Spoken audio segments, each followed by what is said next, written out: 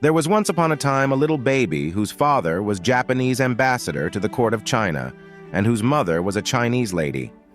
While this child was still in its infancy, the ambassador had to return to Japan. So he said to his wife, "I swear to remember you and to send you letters by the ambassador that shall succeed me. And as for our baby, I will dispatch someone to fetch it as soon as it is weaned." Thus saying, he departed. Well, embassy after embassy came, and there was generally at least a year between each, but never a letter from the Japanese husband to the Chinese wife.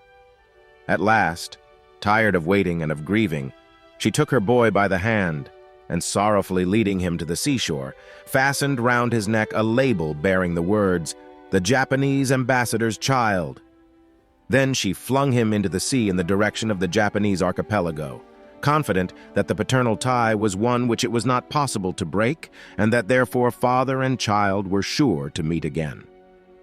One day, when the former ambassador, the father, was riding by the beach of Naniwa, where afterward was built the city of Osaka, he saw something white floating out at sea, looking like a small island. It floated nearer, and he looked more attentively. There was no doubt about its being a child.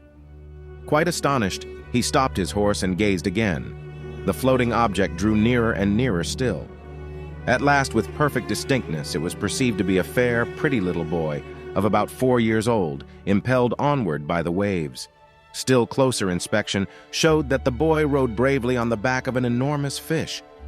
When the strange rider had dismounted on the strand, the ambassador ordered his attendants to take the manly little fellow in their arms, when lo and behold, there was the label round his neck, on which was written, "The Japanese ambassador's child."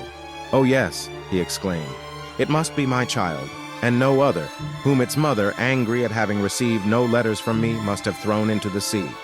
Now, owing to the indissoluble bond tying together parents and children, he has reached me safely, riding upon a fish's back." The air of the little creature went to his heart, and he took and tended him most lovingly.